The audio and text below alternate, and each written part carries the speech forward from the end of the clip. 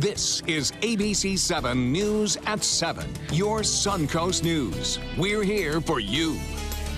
Hi, I'm Ray Collins. Alan is off this week. Some Siesta Key residents plan to sue the city of Sarasota in an attempt to block Lido Key beach renourishment. The project would move nearly 1 million cubic yards of sand from Big Pass to Lido Beach. City officials say it's needed to preserve Lido's shrinking shoreline. But Siesta residents worry that removing sand from Big Pass could cause a shift away from that white flower sand that Siesta is known for. It's not only for the people that live there, but turtles nest there, birds nest there. So for everybody that uses that beach for their habitat, we want to make sure that we have a safe place for them to live. Without assurances, scientific assurances that everything will be fine, it seems foolhardy to continue down the path and take the sand from that shoal. Siesta residents have already raised more than $60,000 for legal fees. Another city project has residents around Osprey Avenue quite upset. Starting August 1st, Osprey Avenue's bridge will be shut down between Mound and Hillview, so for a year. It'll be shut down right there. It's part of the long-awaited start of the lift station project in nearby Lukewood Park, but residents along nearby Alta Vista say they don't want the construction to shut them down that long. That's 4 years. That's going to have a lot of effect on the quality of life and the property value of these houses. We'll make sure we get it done right to protect the investment of the city. What we don't want to do is repeat history, what happened the first attempt. Yeah, as a matter of fact, due to years of delays and lawsuits with the previous engineer, the lift station project is expected to cost over $40 million, 4 times the original cost. It should be complete in 2020. Sarasota County making progress with its long-term plan. In a public hearing today, concerned residents told commissioners what they want to see in the county's future. The comprehensive plan includes development, historic preservation, and also public utilities. It's important to the future of Sarasota County. This is the community's plan. These are the things that are important to the community and how we achieve those. The county hopes to adopt a final plan come October.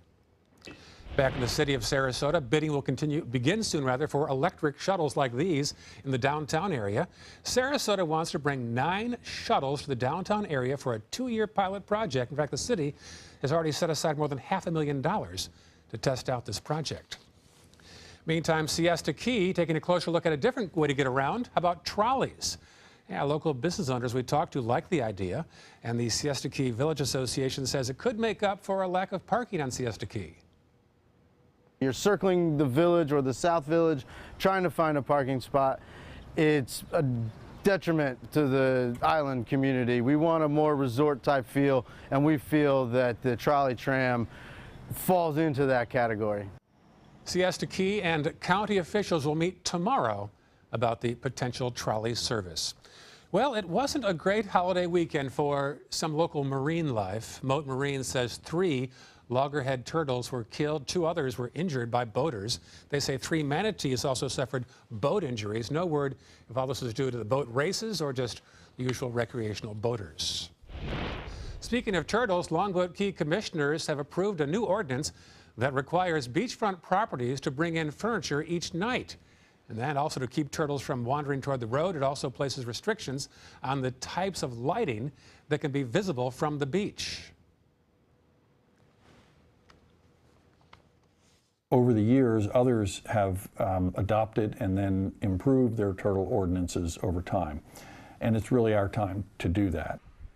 This is the first major update to Longboat Key's turtle protection rules in nearly 30 years. Cleanup is underway after fire ripped through a Bradenton pawn shop early this morning. The fire broke out at Adams Family Pawn on 1st Street about 6:30 a.m. Firefighters arrived as smoke was billowing from the back of the metal buildings.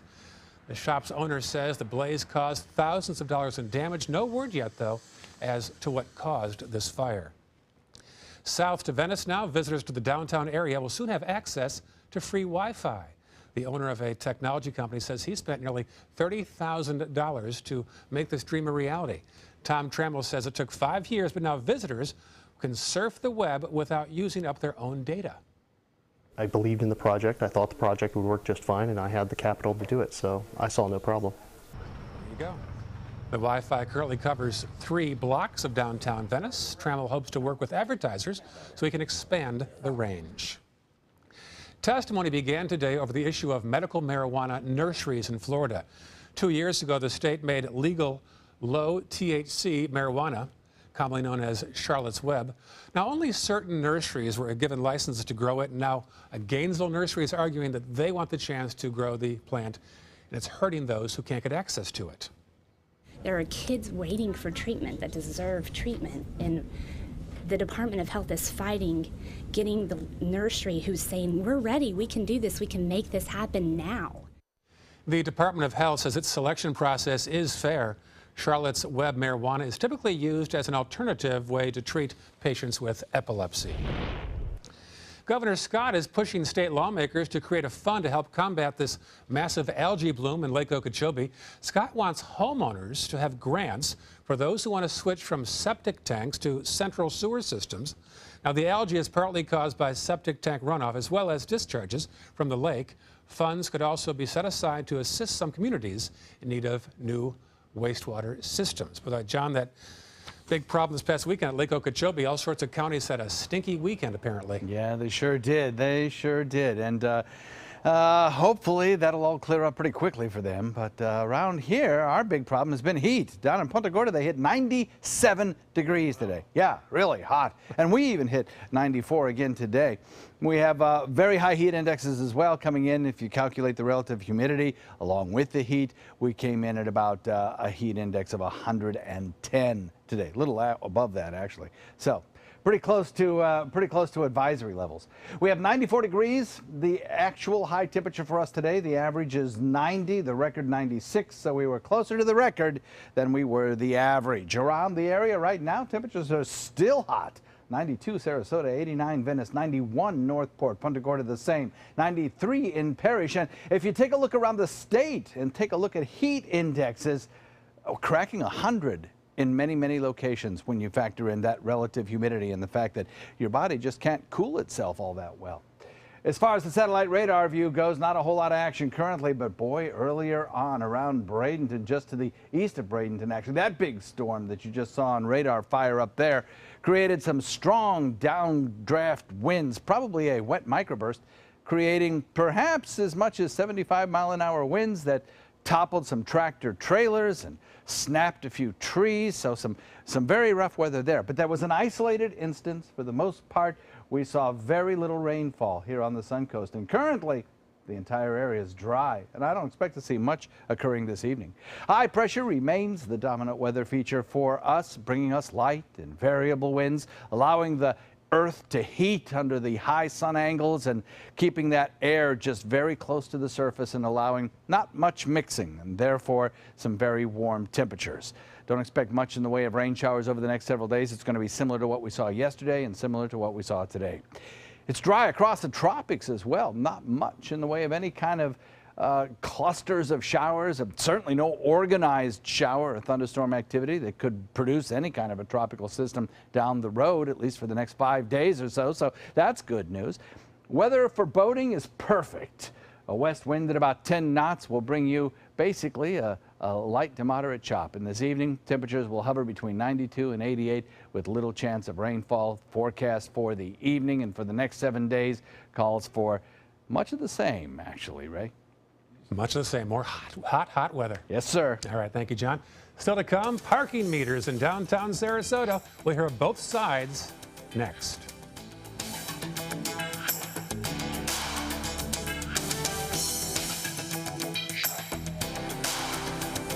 The all-new official Suncoast forecast, only on ABC 7. They took that stress and that tension when I was particularly feeling very bad after that nasty car accident, and it was such a relief to know that I didn't have to bear that burden alone, that I had help. Our goal is to not just get a satisfactory settlement on their case. We want them up on their feet, happy again. They've gotten their life back. This is a special health alert for seniors suffering with joint pain. If you have Medicare insurance, you may qualify for high-quality support braces at little or no cost. I'm thrilled with my knee braces. Now, there is a simple and proven solution for seniors to get out of pain with state-of-the-art support braces. I barely feel any pain at all. braces for your knees and back, as well as your shoulders and ankles, too. I'm so happy with the quality of these braces. Call now, and you could qualify for a pain-relieving brace at little or no cost. I can play ball again, and it doesn't hurt. And because of my Medicare coverage, it costs me next to nothing. So call now. And because I have this red, white, and blue Medicare card, my braces have cost me just about nothing. It's true. You may get a knee, back, shoulder, and ankle brace at little or no cost. They qualified me for 2 knee braces and a back brace. If you have knee or back pain, give them a call. They can help. 1-800-476-8967. 1-800-476-8967. It's one of the stickiest issues in the city of Sarasota, parking meters coming back to downtown. And as our Rick Adams found out, people have strong opinions on both sides. We've already tried it once, so trying it again is just, in my opinion, just wasting time. That's how Anish Patel feels about the city attempting to bring back paid parking to downtown Sarasota. Patel is owner of Patalini's Pizza Restaurant. He's nervous about these parking meters driving away customers from his restaurant. I think it will affect our business a great load. People just don't want to come in there, park, put money in the meter, run in to grab their takeout, and then leave. A parking advisory committee is now in the process of developing a strategy on the smartest and most effective way to implement paid parking in the downtown area and eventually citywide, mainly to deal with the tremendous growth Sarasota is experiencing. Really what we're talking about doing is making parking spaces in these prime areas more of a user fee and not so much a burden on the city taxpayer. Many businesses we talked with in downtown Sarasota have mixed feelings about having parking meters. Chris Stockenborg, owner of Stockenborg Fine Arts, says bringing parking meters to the downtown area didn't affect his business last time they had them several years ago, and he's sure it'll be the same this time around. I think my business will go on with or without parking meters. Some people we talked with who enjoy visiting Sarasota from out of the area aren't too thrilled about the thought of having to pay for parking. Downside is you have to keep looking at your watch when you're having your breakfast. You know, you worry about getting back to the parking meter. You have to get change. Nancy Goulet is originally from Delaware and now calls the Suncoast home. She tells us paid parking was put into effect where she used to live, and it didn't go over very well with residents there. They just can't pull in for a few minutes, run into a store that they used to go to, so they end up going out to all the box stores. City commissioners recently gave the green light for paid parking on the very busy St. Armand's Circle, which will help pay for a parking garage there. City officials tell us it could be up to a year before people start to see parking meters in downtown Sarasota.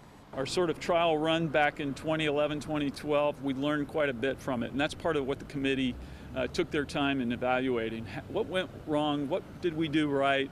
What do we want to make sure we don't repeat? And what's next at all this? The Parking Advisory Committee is hoping to have a comprehensive parking plan done and in place within the next 45 days. This way, they can then present it to the City Council. Reporting from downtown Sarasota, I'm Rick Adams, ABC 7, your Suncoast News. Up next, we'll debate the issue in our roundtable discussion. Stay with us. Thanks to my volunteer, I am a better reader. Thanks to my volunteer, math seems simple now. Thanks to my volunteer, I discovered new career goals. I'm a volunteer for Sarasota County Schools, so I know I can make a difference. And you can too. Give an hour, change a life. Attention, this is an important message for anyone who had an IVC filter placed to prevent blood clots from traveling to their heart or lungs. Did your IVC filter move, break, or cause organ damage? The FDA warns that IVC filters may cause serious complications, such as heart or lung damage, internal bleeding, even death. If you or a loved one suffered serious complications, call IVC Filter Helpline now. You may be entitled to compensation. IVC filters are designed to prevent blood clots. If your IVC filter moved or broke and you suffered heart or lung damage, internal bleeding, or if a loved one died as a result, call IVC Filter Helpline today. Our network of experienced attorneys is ready to fight for you. You'll pay nothing unless there's a recovery in your favor. Call today for a free confidential consultation. Don't fight this alone. Call IVC Filter Helpline now. Please call 800-897-6764. That is 800-897-6764. Whether you're a homeowner looking for a professional installation or a contractor looking for top quality products, Sarasota Glass and Mirror can meet your every need. For 42 years, Sarasota Glass and Mirror has been the area's premier supplier and installer of quality glass products for your home or business. As an authorized PGT WinGuard dealer, we know how to protect your home with everything from the PGT WinGuard impact-resistant windows and doors to shower enclosures and decorative mirrors. The Sarasota Glass and Mirror team has the knowledge to tackle any project.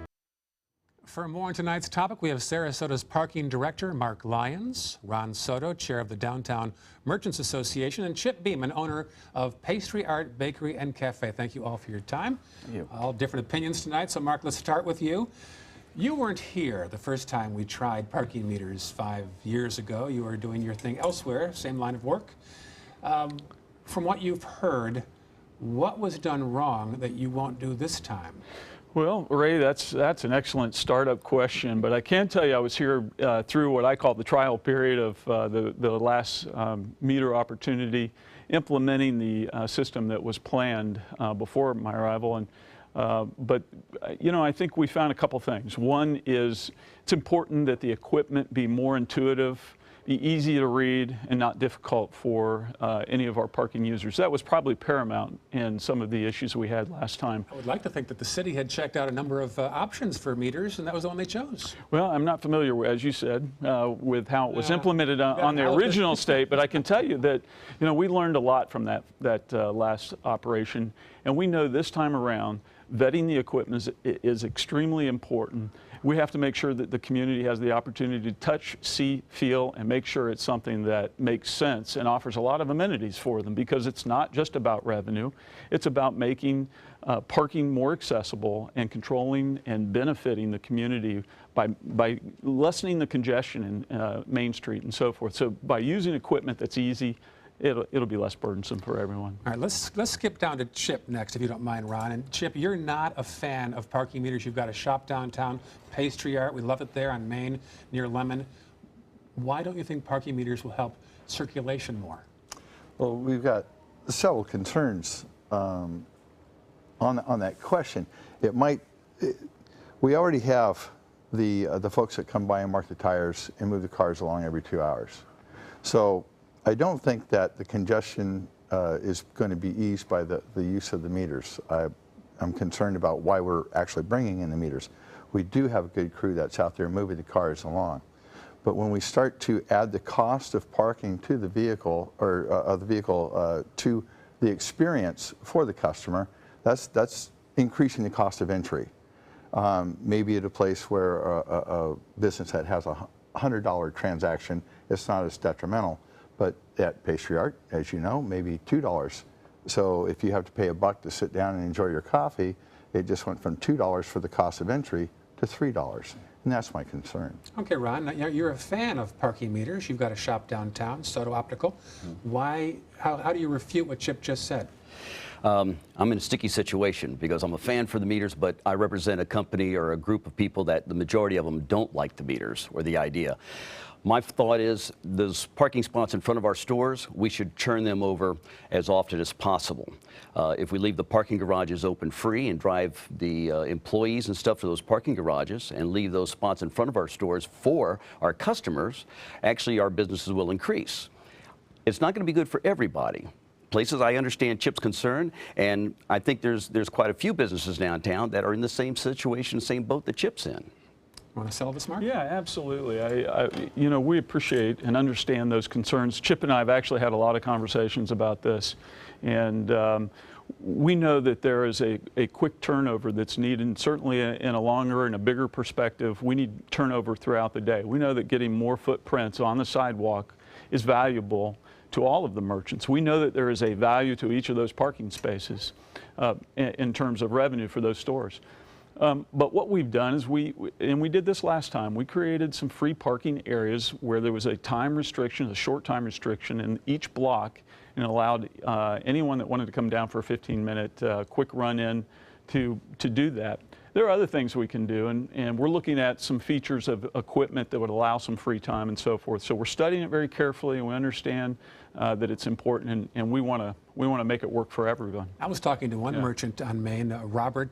He's got a shop down there, and he said that he might offer to reimburse the customer the $1 if they buy in his store. When we had the parking meters before, I had a bowl sitting on my countertop filled with quarters. So when somebody came in, I'd hand them their quarters. I had a sign in the front of my store that said, if you need change, we have it here. So it actually brought people into my business. Ray, if I could just add, I mean, this is the engagement that I think really makes a difference in the success of a system. If we just consider the negative alternatives that it might produce, it's going to look pretty dark.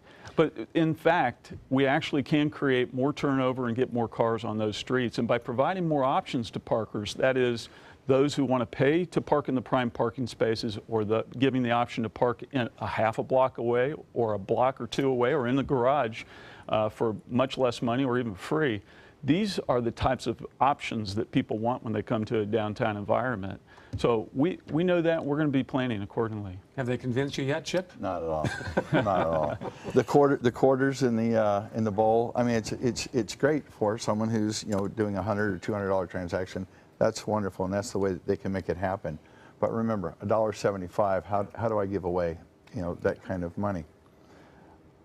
I've spoke with or done a survey with about 132 merchants downtown on Main Street. 84% of them are concerned how it will negatively affect their business. Right. The balance, they're for it. They don't feel that it's going to hurt them at all. But there's a lot of small businessmen down there that really, they remember the effects of the last time. A couple of them have told me that they had 30% reductions in their gross sales when the meters were in effect. We can't afford that. And this is an interesting dilemma, because we also have many that would tell us it was one of their best years ever. So it's an interesting dichotomy. Now, by the way, Ron, you are the Downtown Merchants Chairman, and 84% of your clients, what do you say? Members, I'm sorry, couldn't find the word, are opposed to it, and you are the chairman, and you are going against the majority of your members? Well, you know what, the majority rules. I'm just the guy in the front with the gavel. If the majority of the members say that they don't want them, then our Merchants Association will take whatever action we have to stop it. It's just that simple. So for the record, the Merchants Association is for it or against it? As of right now, it looks like we're against it. Chip, how did the new mall, University Town Center, how did that affect your business? Fortunately for me, that's something that I wouldn't see much of an effect on. Other shops like clothiers and they would see that effect. Fortunately for Pastry Art, no issue. Mark, you like to use the phrase user fee, that the meters are a user fee. Those who use the downtown area are the ones that pay. How do you square that? The taxpayers don't get involved having to fund something? Well, typically, if you go into any other major market or even medium market, you'll find there's meters out there. And instead of putting the cost of managing these resources on the tax base, they actually create a fee, a user fee. The idea is that should not burden the taxpayers, many of the citizens of which, by the way, don't come down often. A lot of the population from the county and from Manatee County come into Sarasota. So we have a lot of people that visit us, but the deficiency in the budget of the parking division is quite high. As you're familiar, next year we're looking at a $600,000 deficit that will require a subsidy. So while we're really important about managing the streets and the resources, there is also this fiscal responsibility that we have to be thinking about, and this will help that portion out tremendously. Well, I think there's a real misnomer that people think that the parking meters need to raise revenue to pay for our beautiful parking garages. Yeah. That meter money does not go toward the garages. They're paid off by the Community Redevelopment Agency. Well, the construction of those garages that are in place right now, the CRA helped pay to fund those, but they still have to be maintained. What are your expenses then? Well, an expense to operate a garage that you see, the Palm Avenue and the State Street garages, they're well over $200,000 into the $300,000 a year range. You're going to be charging people to go in there soon enough. Well, we do pay on entry for special events. Obviously, we have to staff up and manage and make sure that the services meet the expectation during those times. But the plan that we're talking about right now is really putting paid user fee systems on the prime parking areas only, not on the peripheral of the streets. You know, allow people those options to go to the free parking. And then also leave the garages free as well, at least for some period of time, until we can get the flow of and the movement of cars properly established.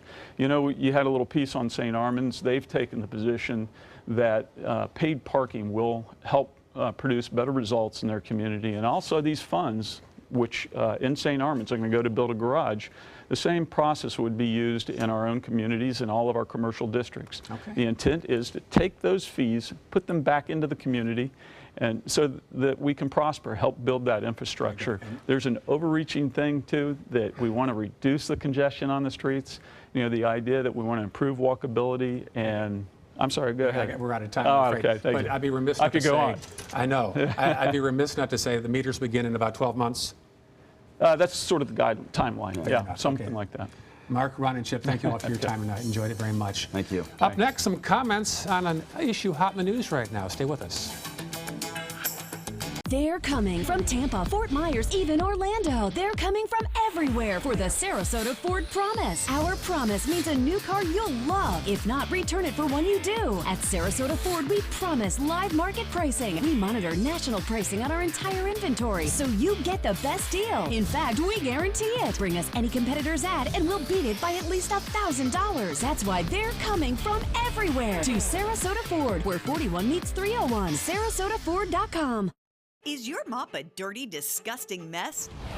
You need the Hurricane 360 Spin Mop System, the only mop and bucket that spins the dirt away. A system that cleans practically anything and everything with super absorbent microfiber. Dip it in the washer side and the mess releases into the bucket. Then place it in the dryer side and push on a pedal. You get a clean mop pad that's practically dry and ready for more. And your hands will never again touch a dirty, disgusting mop. The heads are washable and reusable. Get the Hurricane 360 Spin Mop System for just 2 payments of $19.99. You'll also get a Sticky Buddy, the reusable sticky roller that picks up pet hair and lint and washes clean in seconds. You can take advantage of our 2-for-1 Pick It Up special and get a second spin mop set. Just pay additional shipping and fee. And we'll upgrade you to free priority handling. So don't wait. Order now.